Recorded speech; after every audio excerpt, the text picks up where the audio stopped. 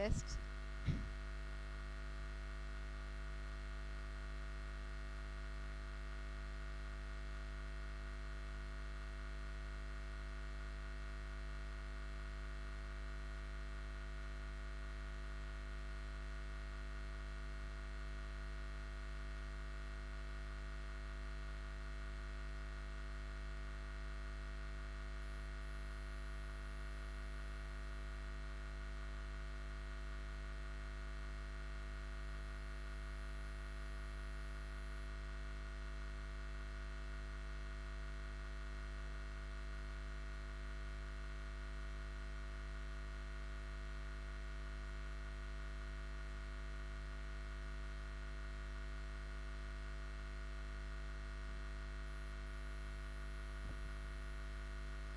So, good afternoon, one and all.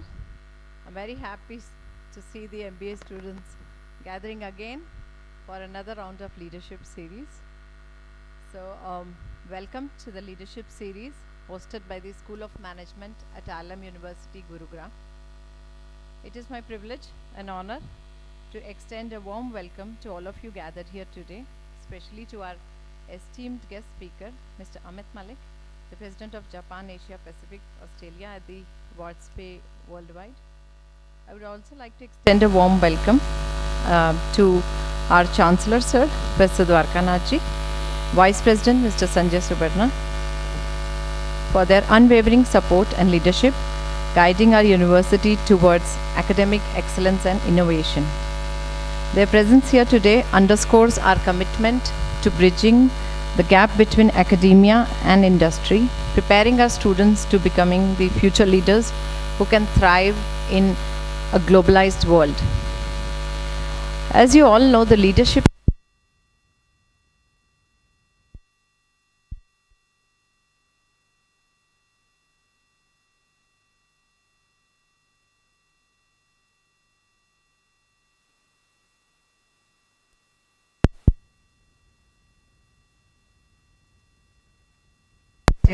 and adds immense value in terms of their corporate readiness. The series encourages students to aim higher, draw inspiration, and pursue excellence. More importantly, the underlying principle of leadership series is to create an opportunity for students to learn leadership and management lessons that are drawn from experience and expertise of the leader. Mr. Amit Malik's presence here today underscores the series' commitment to providing our students and faculty with unparalleled insights into global business practices and leadership principles. Mr. Malik's journey to leadership at WadzPay World Wide is a testament to his strategic acumen, vision, and dedication to excellence. Under his leadership, WadzPay has carved a niche in the industry across Japan, Asia Pacific, and Australia, pioneering new approaches that redefine the future of financial technology. Students, I therefore encourage you to actively engage with Mr. Amit Malik during today's session. His insights into leadership, innovation, and navigating complex business landscapes will undoubtedly inspire and empower you as you embark on your own professional journeys. So I extend my sincere gratitude to Mr. Amit Malik for graciously accepting our invitation to share his expertise and experience with us.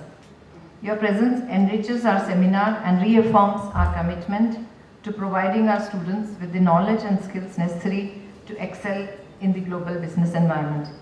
Thank you all for being here today, and I look forward to an enlightening and enriching session ahead.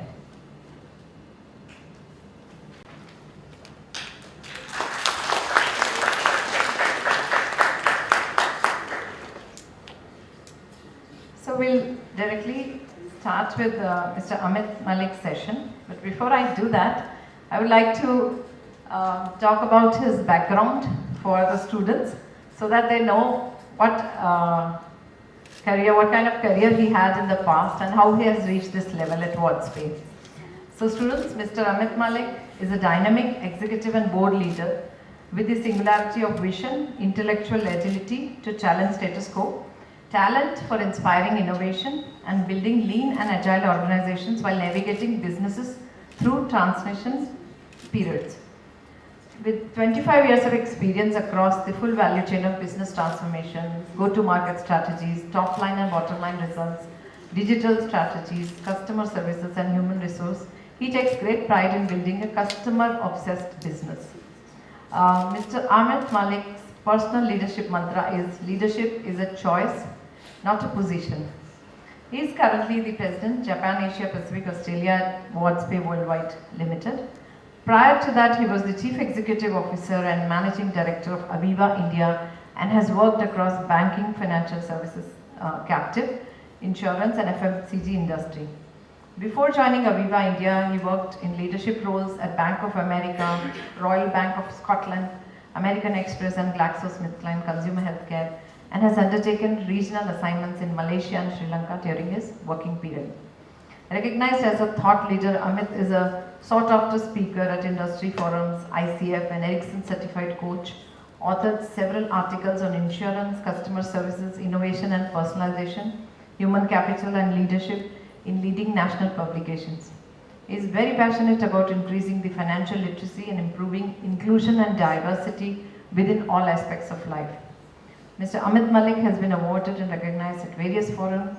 To name a few, he received the Business Icon of the Year from Z Business. He was the Change Master Award. He received the Change Master Award from Manav Rachna University. He was the CEO of the Year from Top Rankers India. Also recognized in top 40 HR leaders in the country by Asia Pacific HR Congress. Mr. Amit Malik holds a Bachelor of Engineering degree and is a management graduate from Symbiosis Institute of Business Management, Pune. He is also an alumnus of the School of Industrial and Labour Relations, Cornell University, Side Business School, University of Oxford, and a certified coach from International Coaching Federation. Mr. Amit Malik is an avid reader who reads about 50 books a year, actively engages on Twitter and LinkedIn, and follows Formula One, tennis, football, besides cricket. So I think this has raised a lot of excitement among us. So it's time to invite Mr. Amit Malik onto stage to hear directly from him. Mr. Amit Malik.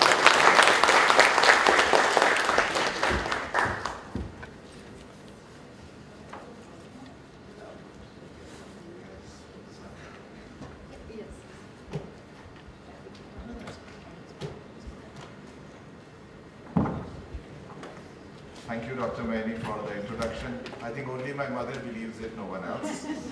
But that's what it is. Mr. Dwarkanath, Dr. Maini, Dr. Sanjay, staff, students, thank you for having me here today and giving me the opportunity to share my thoughts. It's really a pleasure. What I'm going to do is I'm going to just talk about 15-20 minutes, though I know I have half an hour, and then I'll open it up for some questions and engage with all of you. So feel free to ask any questions that you want of me. But let me start by congratulating all of you who are here as you begin the next 2 years of your life at the esteemed university. I think I was told there are some second year students here and there are majority of the first year students. So you all are now a part of the institution, and just like your other identities, whether it's your name, your religion, your place of birth, where you come from, when you leave this institution, IILM alumni will be a tag that will identify you for all your life. So at the beginning of your journey, for those who are in first year, I will want you to think of a question. How will you contribute to this legacy and leave it a better place when you pass out 2 years later?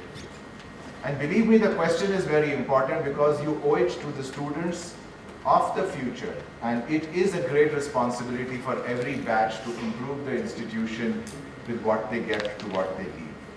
But the question to ask yourself really is, what is the best way for you to spend the next 2 years to build the skills that will be useful to you over the next 15, 20, 25 years of your career or your corporate life?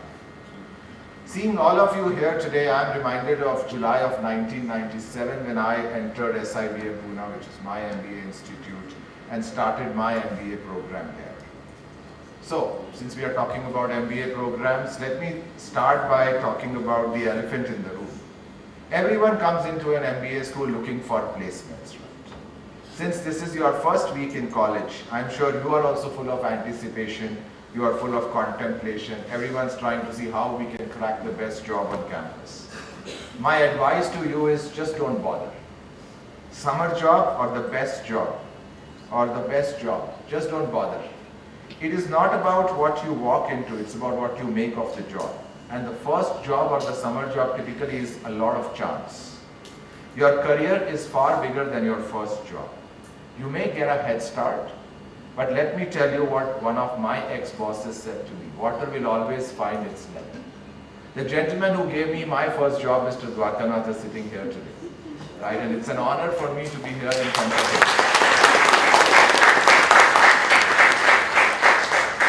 So as we look at your journey of next 2 years, I think as per me there are 5 skills that you should focus on over the next 2 years. And as I share these skills, and I'll also share my own journey around these skills with you, just to give you a flavor. First and foremost is understand the business context. Whether you study operations, marketing, sales, human resources, finance, or strategy, you must know how customer preferences in different sectors are changing. You must learn how to research on customer insights. You should be aware of your competition, of the industry you work in. You should be aware of the macro environment and its potential impact on the business. I may have been an HR person at the start of my career, but let me tell you, at GSK, I sold Horlicks and Aquafresh in the lanes of Azamgarh, Lucknow to Chennai to Madurai. I sat behind the wholesaler salesman moped and did the market visit, met up with the CFA agents who set up the business. In American Express, I've sold credit cards to self-employed, to corporates, in the gullies of old Delhi. In ABN AMRO RBS, I've sat in the branch behind the teller to see what a day in the life of a teller looks like. I've sold insurance and other products in the lobby of the branch, selling wealth management projects. In Aviva, I've sold insurance policies, met with the agents, understood why they do business for us, why they don't do business for us, sat in the call center, heard of customer calls coming into the call center. And I did all of this when I was an HR person, not the business guy. For any company that you potentially want to interview or intern with, it's important to learn as much as you can about their products, their distribution channels, how they make profits, and their customer profile, their competitors. There is so much changing rapidly today that if you are not aware of these aspects, you will get disrupted. Forget the industry being getting disrupted. The world is changing at a pace where no job is certain and no industry will be same in the future. I currently work in the domain of blockchain and payments. Both are changing rapidly. It's just a matter of time when you and I will be able to go to Starbucks and buy a cup of coffee paying via digital currency, whether it's the CBDC, whether it's Ethereum, whether it's Bitcoin. Let me tell you, WadzPay in Dubai is doing a pilot with a big retailer where we are working on acceptance of digital currencies for everyday stuff. So if you walk into that retailer, usually what happens is when you pick up a box of chocolate, a shampoo, or let's say a gift for somebody, the person at the till turns around and asks you, sir, how will you pay? Will you pay by cash? Will you pay by credit card? Will you pay by debit card, right? They are now going to ask you saying, will you pay by cash, credit card, debit card, or a digital asset or a digital currency? So we have enabled the person at the till to receive 6 to 7 digital currencies, whether it's USDT, USDC, Ethereum, Bitcoin, and a couple of others. So if you own these digital currencies, he or she will turn the till towards you, give you the current rate option of conversion, whether you have a Bitcoin or Ethereum. You choose which currency you own, which one do you want to use. The rates are real time, the conversion rates. You click on the currency, share your wallet address, pick up your stuff, and walk out of the shop. We then come in with our technology which enable the payment to go through and ensure that the merchant is paid and settled in 3 weeks. We've already done the pilot. We've already got a VARA license in Dubai. We will go live in a couple of months, and that will be a reality. So when I say we will have coffee of Starbucks in India, I'm very hopeful, and I'm sure we will have that happen one day. AI, right? Everyone talks about AI. It's also there saying I'm going to talk about AI something. But AI is everywhere. It's becoming a part of our life in many ways we are not even aware of. I understand many of you come from tech backgrounds, so I'm not going to introduce AI to all of you. But whether it is Siri, whether it is Alexa, whether it is Google, they know more about you than your parents and your siblings do. Just think what will happen if they share all the information they have about you, right? I don't think many of us would want that information to be shared. The sites that we visit, the people that we follow or stalk, right? The likes that we do. But AI today anticipates all your needs and your question and is always a step ahead of you. But this is just a beginning and it's growing, and the capability will be many-fold in a very short period of time. Before my current job in WadzPay, I spent 10 years in a life insurance company. And let me give you an idea about how I see that space is going to be disrupted in the next 15, 20 years. So let me tell you a story of Maya. Let's assume we are in 2024. Let's transport ourselves to 2040. Maya is a 6-month-old embryo. Her parents know that she will be born exactly 7 months and 27 days after she was conceived. Maya's parents didn't meet on Tinder, Bumble, Hinge, or arranged marriage. They met at a gene lab. So both of those individuals decided they wanted to get married and have a family. They went to a gene lab. Gene lab matched them. They met over a cup of coffee. They decided they wanted to start a family. That's how Maya got born. When Maya is born, her parents would typically know how long Maya is going to live. They have an approximate idea. So the life insurance that we know today will not work for Maya. Her parents would know what illnesses would Maya have at what phases of her life over her lifetime. So the medical insurance that we sell today or we buy today will not exist in the form that Maya needs. Maya will never drive a car. She will never drive a vehicle. She will always be in a driverless vehicle. So the general insurance that we know today will cease to be relevant for Maya in 2040.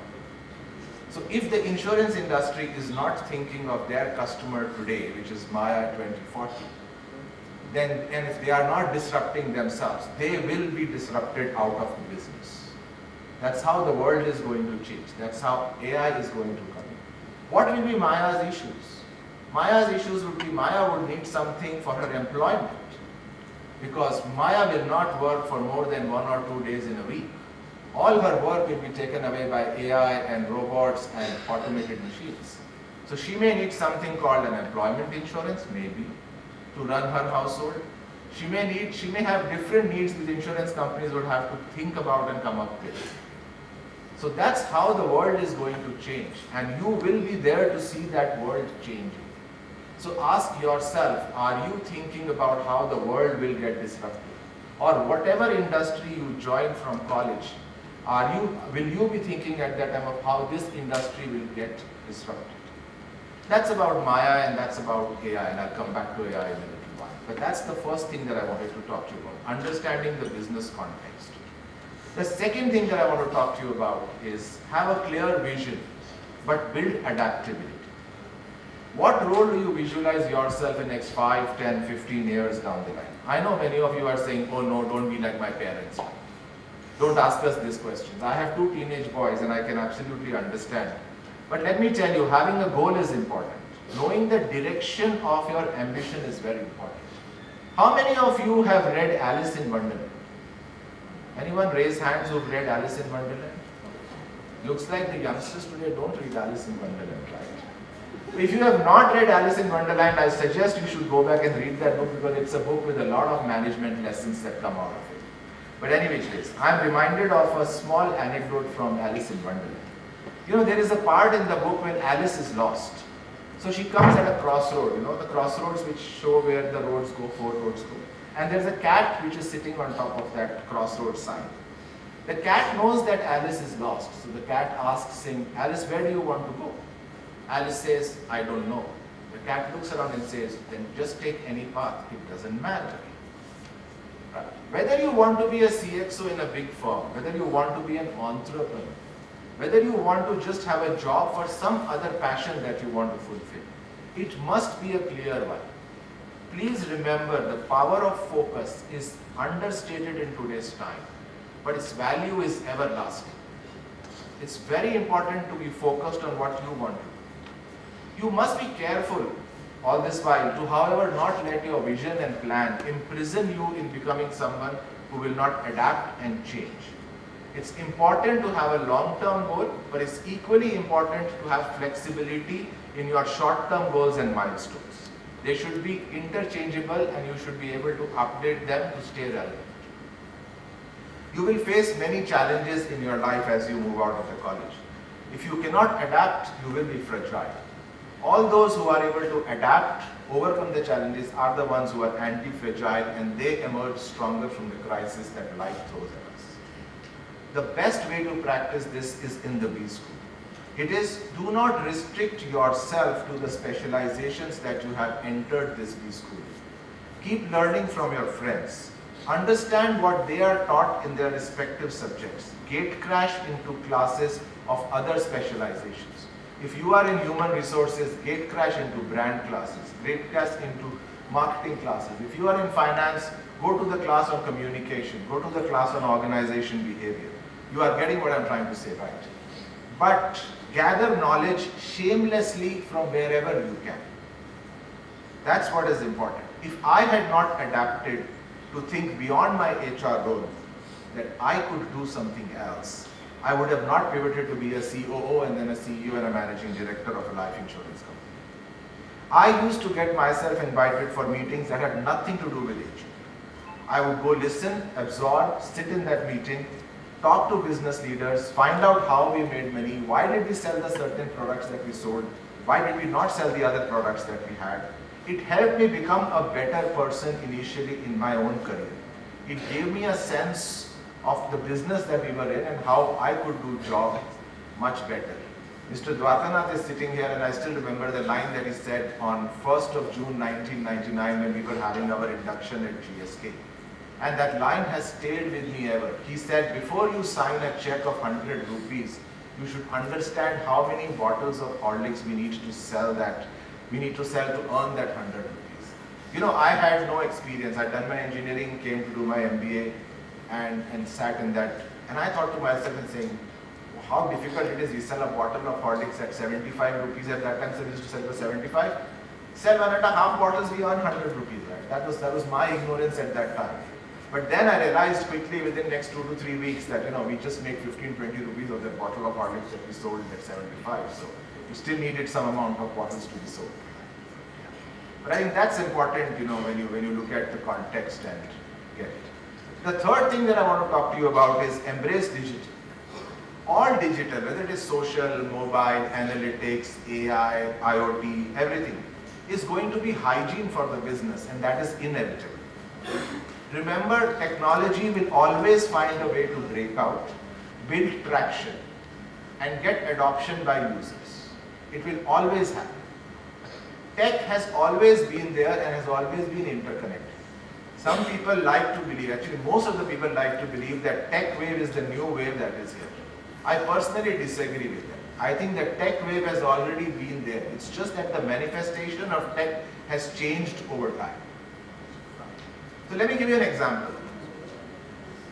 Anyone who doesn't use an Uber or an Ola, anyone who has never used an Uber or an Ola in life, everyone uses, right or wrong? Yes, no?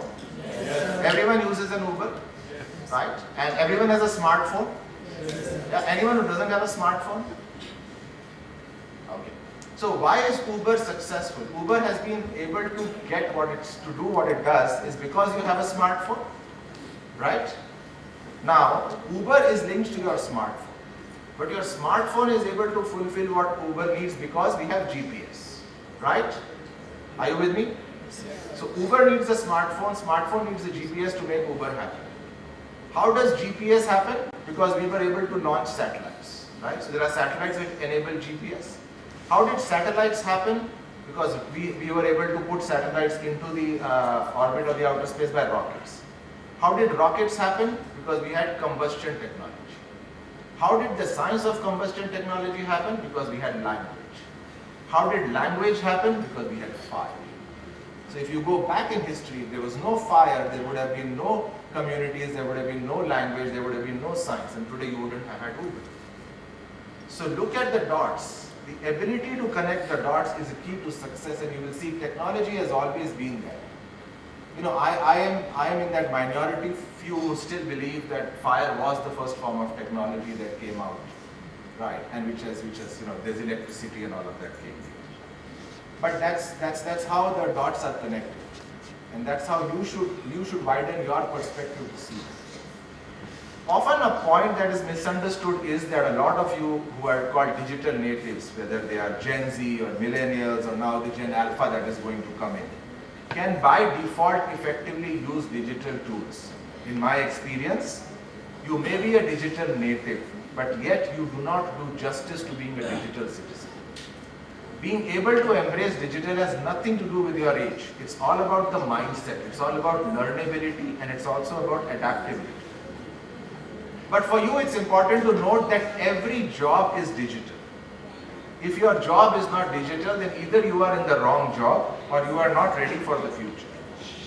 So I suggest that you learn the new technology and adapt it as soon as you can. The fourth thing that I want to leave you with is break the box. This is your time to break the box. Whatever box you have been in, people will bracket you as they want to see. You will be an HR MBA person, you will be a finance MBA person, you will be a strategy MBA person, you will be engineer with your background, you will be an economics graduate, someone may be a music graduate. Focus on how you see yourself today and in the future. Ask yourself how the you of today will be different from the you of tomorrow who passes out 2 years from today at the end of this course. I was an HR person who got the job of the CEO, and let me tell you, many people internally remarked saying, oh, they made the HR person the CEO. But I was very confident and I knew I was ready for it to roll up my sleeves because I had done my exec program at Oxford. I had got the requisite knowledge and skills I thought I needed to do the job which was outside of my domain of MBA. It was not easy, but it is what it is and it is what you get. Mr. Dwarkanath here, who is my mentor, is someone I've looked up to. I don't know how many of you know that he was the chairman of GSK Consumer while also being from HR.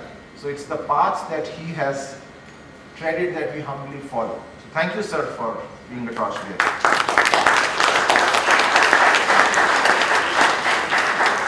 What I'm trying to say, my friends, is use this time to build a vision for yourself. Be honest to yourself and understand what you stand for and what you want to be. I think that's important. That's why it's important to break the box. Don't be held back by someone else's impression of you or someone else's view of you. The fifth thing that I want to talk about is the soft stuff is the hard stuff. Everyone will tell you in the MBA about the hard stuff, but the soft stuffs are becoming, skills are the ones that are becoming rare and that are becoming niche. The ability to have an open and honest communication, to articulate thoughts and ideas, to listen and accept divergent views, to be able to motivate peers and subordinates, to speak your mind and challenge your views, to be able to coach and mentor others into becoming leaders is the true test of leadership. Today, with intergenerational workforce, the expectations of leaders have changed. Organizations continue for the leaders to be decisive, agile, up to speed, bold, but they also want leaders who are compassionate and empathetic. You can learn so many of these skills in your business school.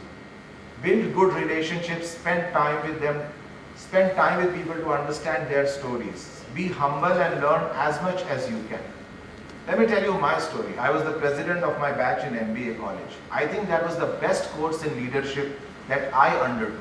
Working with the placement team, working with the director, the student council, companies who came for placements, who came to give pre-placement talks, was not only challenging, but it was also a microcosm of the organization that one needs to deal with when you start your career.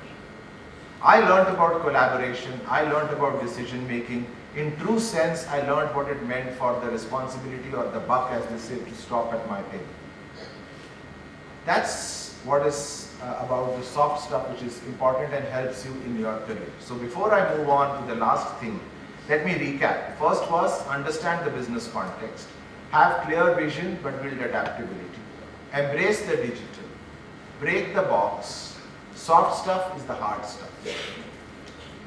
The last thing that I want to talk to you about, which I think is equally important, is uplift others and have fun. This business school journey can get very daunting for many.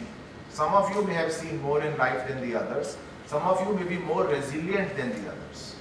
Make friends, people who support, who are around you. It's the difficult times when you will make the most everlasting friendships. I have found my lifelong friends at college who are more than family as I am today. Having fun is important. Unwinding is important. Taking a break is important.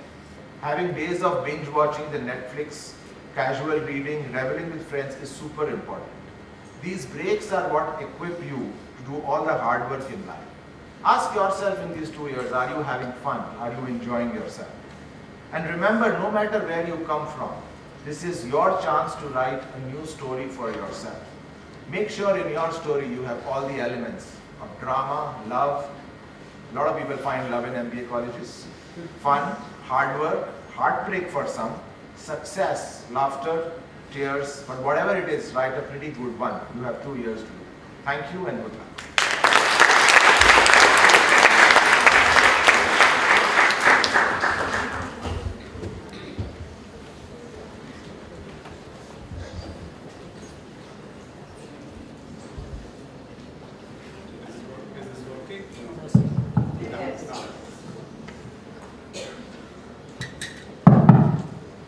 That was lovely. It was really, I think that, when I was very young, I remember going to Calcutta, I think I was 8 or something, and in those days there was a lot of disco going on. And I remember going to a, vegetable store, and there they were selling disco bangan. So, I remember my father asking, why is it called disco? He said that it sells if you call it disco. So this AI is a bit like that. That's the reason we added the AI here. But I'm going to come to that. I think a lot of students here are worried about hearing that AI is going to take their jobs. But we'll come to that later. I want to start by asking, when you first joined work, right? You started off as a young person in 1999. Incidentally, that was also my first regular job that same year.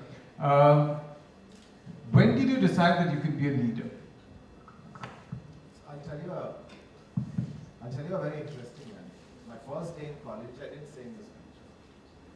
Am I audible? Am I audible at the end?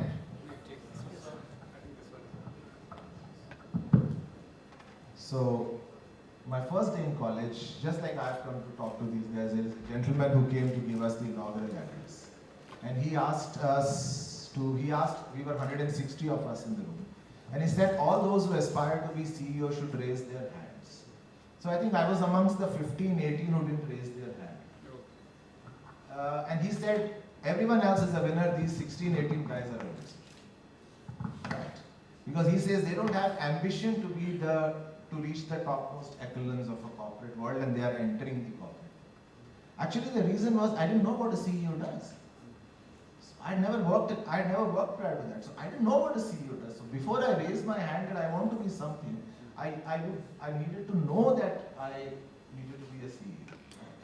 But coming to the question of when I wanted to be a leader, that was what I learned very early in my life, actually in my school.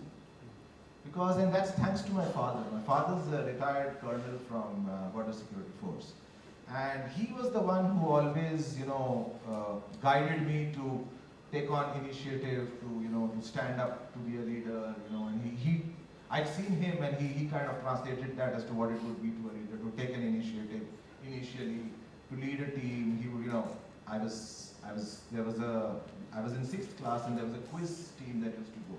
And you had to give a written exam, and I was very good at general knowledge. At that time, we didn't have these all Google and everything, so you could just read the magazines. And I wasn't entering the quiz, and my father told me at 6, he says, why will you not enter? That's a written quiz, so you should enter. I told him, 6th to 8th, and there are senior students who will go, I don't know. He said, that's not important. What is important is writing the test and making sure that you clear that. And I did that, and I was a part of the team. So I think that just came to me from the family standpoint. It wasn't one moment that I said, Eureka, I want to be a leader. And especially when you see people like Mr. Dwarkanath in your college days, and people, you just get inspired to say, there is a position that I will get to someday, but whatever it takes, it takes. I guess you were the college president, right? So that kind of, even though you didn't raise your hand that you're going to be the CEO, you did end up being the president. So I'm assuming you had that inside you right from the beginning. How important when you joined your work was it for you to understand, how quickly did you understand that leadership means to a large extent being nice to people? No, actually I don't agree. Oh, you don't? No, Okay, okay. leadership is not being nice to people. I still don't agree. I'm now a CEO, but I'm not nice to people. It's not my job to be nice to people. It's my job to be fair to people. I think leadership is not about being fair. Let me rephrase that. Being empathetic, as you said, that while you're fair, you take into account what your colleagues need at a particular time. I think you mentioned that the soft skill of being empathetic. How soon did you realize that while you can compete with others at work, often you'll only be a leader when you learn to be a team player? So, I'll differentiate that. I was a team player when I joined my career. But I think I learned the importance of empathy 6 to 7 years down my life. It didn't come to me, I wasn't born with it, it didn't come to me on the first day. So being a team player and then crossing that boundary to being empathetic took some time, took some setbacks, took some learnings, and then you realize that yes, that is another skill that you need to, imbibe, or you have it but you need to bring it to the fore. Without obviously naming names, can you give an example to our students here, that one example of empathy as a leader that you had to show in a difficult moment where it was probably not easy for you to show empathy, but you had to do it and you thought that was the right thing to do? I'm asking this especially because, in a lot of times when students come into an MBA, into a business school, they think that they really have to compete with each other and sometimes push each other down to rise. And as a leader, sometimes you have to take the thing on yourself. So any example that comes to mind at all? I think I wouldn't go in details because it's common, but I think typically it's when you start to manage a team, that's when you start to realize the importance of taking a back seat. Or you start to realize the importance of, standing up and taking the fall. I think that's when you start to realize. When I first time became a people manager, I was thrown into doing this, which I think, which was like, I was part of the team and then one day I was leading the team. Okay. Now, the disco question, before I throw it over to the students there, there is a sense of fear amongst a lot of students that I see that when you interact with them, that are we going to have a job when AI takes over middle management jobs? How difficult will it be? And I was hearing you before this started that a lot of your techies actually say we're going to work from home. So they seem to be not even care if you tell them. They seem to be very confident that you still have them. So what would you like to tell the students here? I don't think there's anything to fear. And I'll come to the AI question, but let me take you back. I don't know how many of you read, but when Microsoft Excel got introduced, a lot of accountants and auditors thought they will lose their job. Microsoft Excel has added to more jobs than any other Microsoft product in the history today. Right. Similarly, there's a McKinsey study of I think 2022 or something. I can share the link later on, which says that, or if you've done an AI course by Andrew Ng, then he also mentions it in that deep learning course. Is that there is a McKinsey study which says that there are 450 to 485 million jobs that will get lost because of AI, but then it also says that there are some 750 to 800 million jobs that will get created because of AI as AI goes. So it's not that it will be simultaneous, but there are more jobs that will get created. It depends on what job you are doing. If it's a routine, mundane job, maybe that job will get lost. So are you willing to upskill yourself? Your job can get lost, but more jobs will get created by AI, and are you willing to upskill yourself to have that advantage of doing a job in the AI world? Will you be without a job in the AI world? No, absolutely not.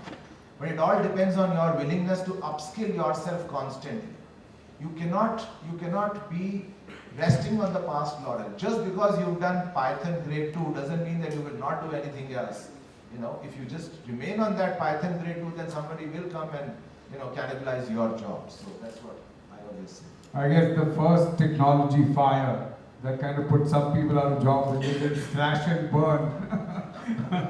Okay, let's throw the questions open to the house. who wants to ask the first one? Okay, I can see someone back there. Can the microphone be sent to you? Hi sir, good afternoon. A very warm welcome to you.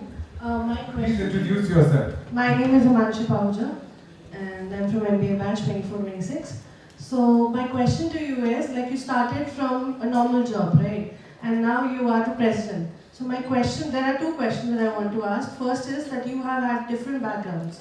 Like you worked in insurance and it is a bank. So in the different areas when you shift, so basically the companies that check your resume are looking for the sectors that you have already worked in.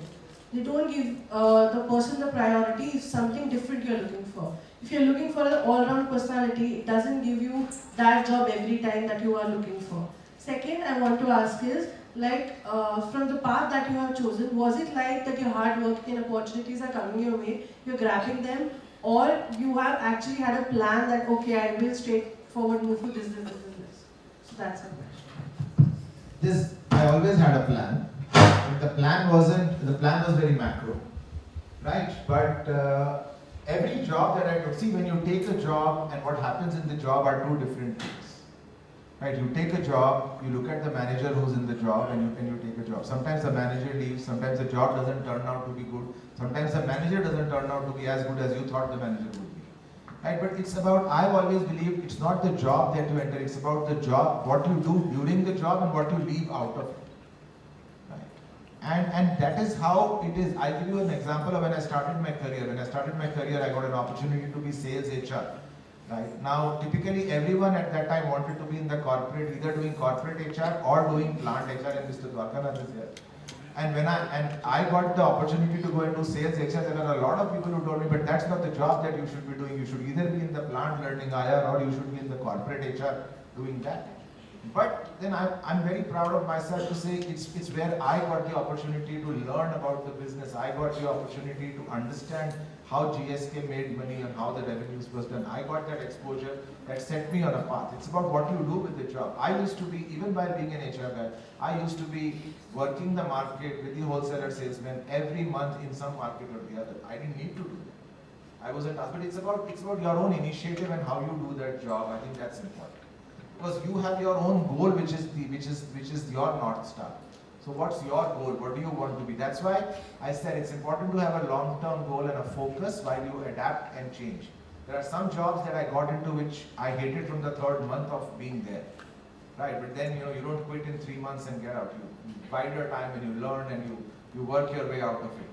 So that's how it works. I don't remember what the first question was, if you can repeat. I've answered the So same. it was that when you switch your different fields from one company to other, the curriculum vitae, like the resume would not mention the companies that will be taking you or the interviewing you, they will not opt you for the sector that you've not worked in. Like you've worked in insurance. Could I rephrase that if if I'm right? That's okay. I think what maybe she's asking is that if you switch sectors too often, is there a lack of continuity? Is that correct? That when you go to, let's say you said you moved from FMCG to insurance and then banking and stuff. Is there a danger? Clearly not in your case, but is there a danger for someone to say that, okay, you have worked, but you really haven't stayed in a particular sector for me to hire you for this sector? Is there a danger there? So and you encounter that question at every stage of your career. Yes. So let me tell you, when I was a CEO for Aviva and I wanted to work in a tech sector, I was still asked that question after 23 years of work experience to say, you've never worked in a tech sector, how do we know you'll be able to adapt into a tech sector? But I think, initially in my career, I was very lucky that, I used to always tell everybody, saying irrespective of the business that the company is in, I'm into the business of people. And the people are the same. It's the same people who work in FMCG, work in a bank, work in a capital. So that helped me. But I think today, if you look at it, I don't think you should be bothered too much about what sector you are trying to be, because it's a double-edged sword. If you work in one sector for long, like I worked 10 years in insurance, then people just brand you in that sector and don't give you the opportunity. So you have to assess each and every opportunity that comes and take it head on to decide what works for you at that time, because you can be branded either or. So So it's about adapting things by the time. Yes, and it's also about how you sell your candidature in that interview. Yes. What's your story? Like I told you, what's your story? It's entirely on your story, how you are building your story. Thank you so much. Anyone, the next person who wants to ask a question? All right, I can see.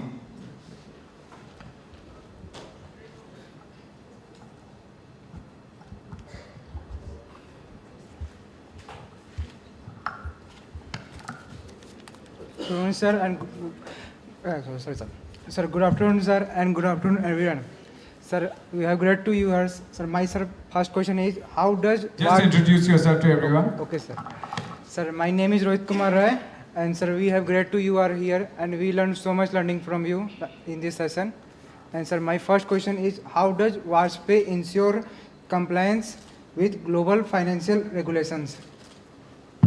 That's a very good question. Thank you. So we, whichever countries we do business in, we look at what the compliances for our products are in that business, right? So if we were to, let's say, if I'm selling a virtual asset wallet in Dubai, I will look at what is the requirement there, and that's why I mentioned we have a virtual asset regulatory authority license in Dubai, because we are selling a wallet product in Dubai. If I sell tokenization in, say, a market like Philippines or Indonesia, I will then look at what the central bank regulations say about that product. We have lawyers who will do the compliance mapping, and only when we are compliant would we then sell the product. So we may have a discussion with a potential partner, but we start to only sell and set up the business once we know that we are compliant. So all of these central banks actually very, very clearly articulate what is needed to do in the area of blockchain, or wherever there is a gray area, you have people who will then clarify it for you.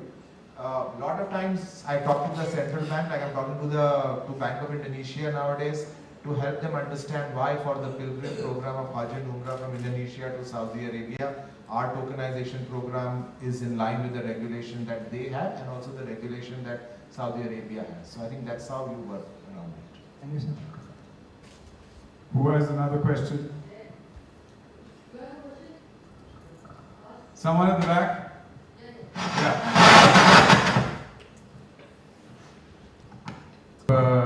To your classmate right there? Or maybe you're young, you can just get up and shout as loud as you can. We'll hear. Is it audible? Yeah. So I assume that you must have feel some downfalls in your career. What was that one wisdom that kept you moving in this path? That's a tough one, because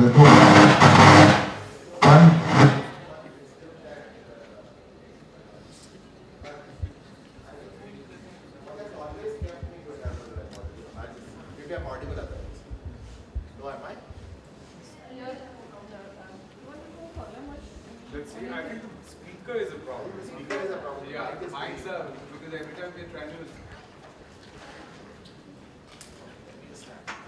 Let me just stand and answer. Maybe now I'm audible. Am I audible? Yes. See, I think every time you encounter a failure, which I did, is you have to understand what's your why.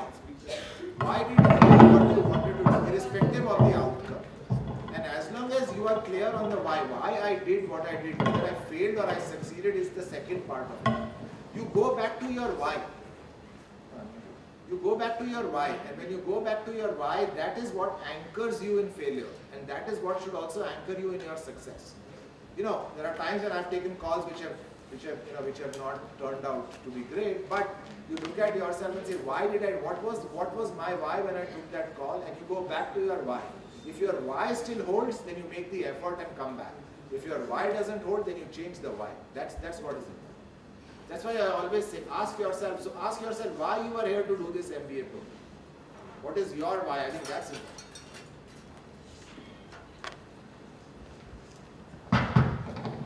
I think this one is working. Who's next? I could see more hands here. Okay, yeah, go ahead.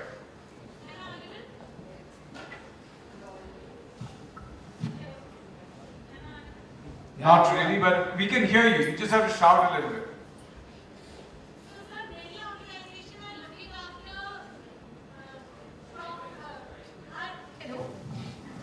Many organizations are going through loss.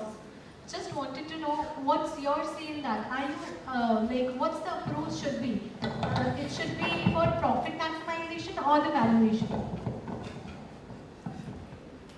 Well, let me tell you, the hard truth of corporate world is corporates exist for profit maximization. No matter what anybody tells you, right? That's how it is. That's the law. That's the nature of the beast. But you know, I think going through success or failure is an organization cycle that almost every organization goes through. There are some years that are good, there are some years that are bad, there are some quarters that are good, there are some quarters that are bad.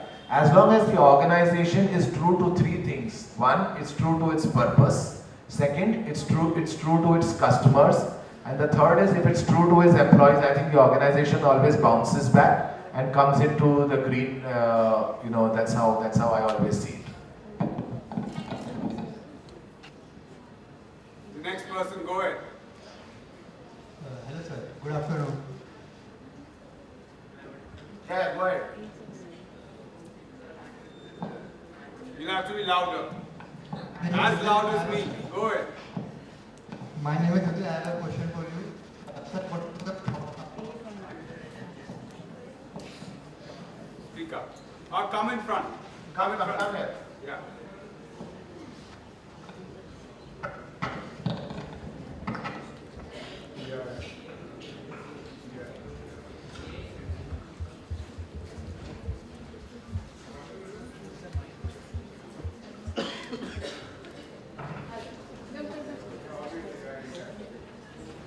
Yes, ask us. sir, what's your thought about artificial intelligence? AI. I just spoke about AI. I think AI is going to change the world, right?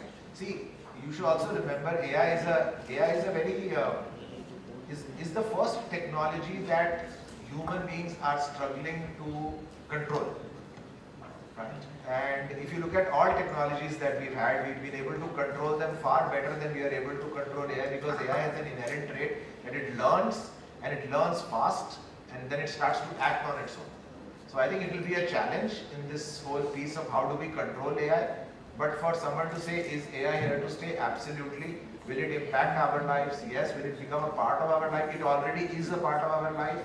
So if you don't know about AI, you should read about AI, you should do courses which are available there and get a basic understanding, because it's not going to go anywhere. Thank you.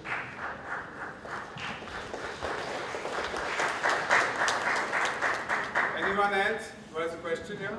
Okay, I can see someone here. Am I audible? Yes. Yeah, but you'll have to probably, I don't know if Mr. Malik can see. Am I visible now? Yeah. Thank you so much.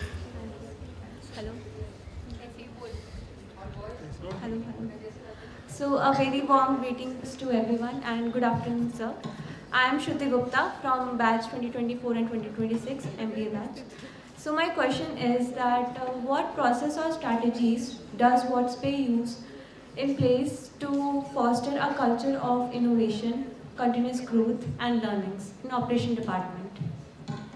It's a very interesting question. I think first and foremost is there is no penalty for failure.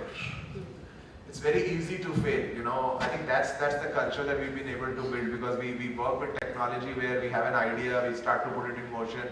You know, 2 weeks into that, we realize that it's not going to work. We just drop it off, and I think that's the culture that we have. Is fail fast is what I say.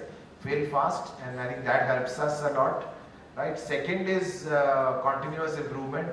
You know, and that also helps us because we are a technology that is blockchain payments, and with digital assets is a technology that is relatively new. So we continuously keep improving. So every time we meet a new prospective customer and they have a different requirement, we come back and evaluate and see how best we can integrate that with our product and how we can make it more customer facing. So I think these two things kind of help us in evolve our product. So you know, if you look at WadzPay, if you follow us, you will realize that last year we launched a WadzPay 2.0, which was also there on NASDAQ. You know, they kind of congratulated us on our product 2.0, and now we are already talking about by the end of this year, a WadzPay 3.0 from a product standpoint. So that's just what helps us. Thank you so much. Thank you so much. Next question, yeah. Good afternoon sir, my name is Rajkumar Thakur. Sir मेरा question है अगर please personal ना लें, लेकिन मेरे तरफ से थोड़ा पर्सनल क्वेश्चन हो गया। सर, हम जो MBA स्टूडेंट्स हैं, हम स्टूडेंट हैं, हम MBA पढ़ रहे हैं, तो हमारे कुछ थॉट्स हैं आफ्टर MBA, हमारे कुछ ड्रीम्स है कि हम इस कंपनी के साथ काम करेंगे, रिलायंस हो गया, टाटा हो गया, महिंद्रा हो गया, विस्तारा हो गया, WadzPay। क्योंकि सर मुझे WadzPay थोड़ा इंटरेस्ट है, इसलिए मैं जानना चाहता हूँ कि आपको क्या लगता है अगर इन फ्यूचर हम MBA के बाद WadzPay के साथ जुड़ना चाहें तो आपको क्या लगता है हमारे पास कौन सी स्किल्स होने चाहिए जो हम WadzPay के साथ जुड़ने में हमें हेल्प करें या हमें बहुत ग्रो करें? Thank you for showing interest in WadzPay. Let me not disappoint you by saying we don't hire MBA graduates. Surely, I'm sure by the time you pass out in 2 years, we will get there to start to hire the MBA graduates. But I think like any organization, today we are a very predominantly tech organization, right? So like I was talking to people, predominantly we have blockchain engineers and engineers who are all our product is very, very tech oriented. But yes, as we grow forward, whether it's in HR, whether it is in finance, whether it is in marketing, we will need skills of people who do specialization in those areas. Especially today, if I was to look at it, I'm looking to hire people in the region who have typically a very partnership kind of an orientation, who can help do business development and build partnerships in the region. Those are the skills that one would require to come to WadzPay. On your other question of the other organizations, I think absolutely, depending on the area of your specialization and what that organization needs, you have to start to, from today, my friend, visualize what is the match that you have. How can you project your candidature to those organizations saying, why am I good for you? They have a lot of choice, but you have to start projecting why they should be hiring you and not hiring other of your colleagues sitting here. I have to say that that's a very smart question. Asking for a job on the third year of MBA. Who else? Unfortunately for you, too many questions. No worries. Yeah. Always, there are never too many questions. So good afternoon, sir. My name is Khushi, and first of all, welcome to ILM University, and thank you for such a wonderful session. So it's a very basic question to you. What came to your mind to start WadzPay? Like in case if a businessman also, they start a new company, they start a new project, something comes to their mind, and also the difficulties which are faced, like the profit and losses. So I just want to know what was that thought, what came to your mind, what was that strategy because of which you have started this WadzPay? Let me clarify, Kushi, I have not started the WadzPay, I'm not the founder. But yes, I can tell you why I decided to join WadzPay after insurance and 23-24 years of corporate career. I think I realized that the technology that WadzPay works on is very futuristic. Like I say, we are building the infrastructure for someone to come and drive their vehicles on it. I think digital currency, virtual assets, all technology that is going to be a reality of today. No matter what you say, central banks will not be able to wish it away. Now, whether it comes in the form of a CBDC, which is a central bank digital currency, whether it comes in virtual assets, which are USDT, which is US dollar, USDC, whether it's in Bitcoin, it is going to come. See, and it's already there in the world. A lot of Latin American countries today openly accept digital assets. UAE is willing to do that. Hong Kong is the next big country that is going to trade laws. Australia is already starting to make draft laws for acceptance of digital currency. It is a future that will be there sooner than we envisaged it to be, and that's what interested me to be a part of the journey, and not to forget something that I had not done, something that I challenged myself, and at this age it was a great learning opportunity for me to go and learn something new and do something new. Thank you. I'm going to close this now. We've taken too much of your time. Thank you so much for coming here. It's been a pleasure. And I'm sure in a couple of years you'll be hiring us. Yes, inshallah. Thank you.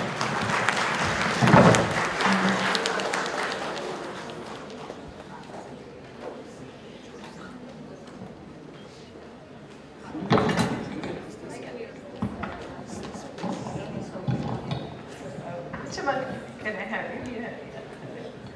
So, thank you, Mr. Malik. It was a wonderful session, and I think our students also enjoyed. So, I think with that, I would like to now invite Mr. Dwarkanathji to felicitate Mr. Amit Malik. Dwarkanathji.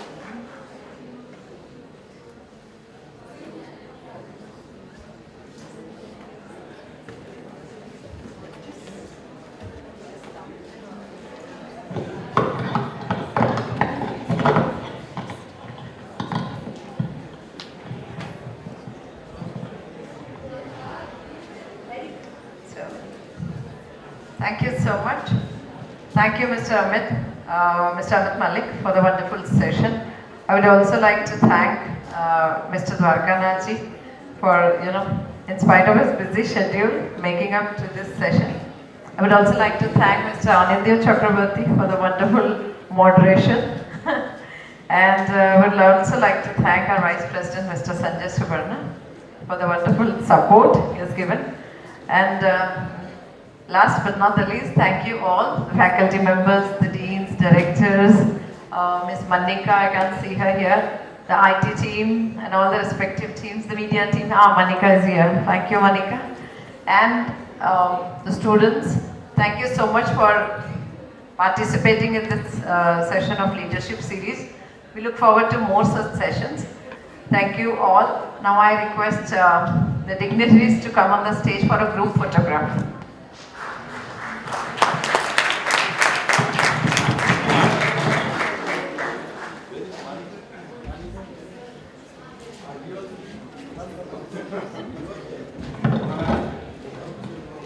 Dean, directors, faculty members, please join us for a group photograph. All non-students, please join. We'll have a separate photo.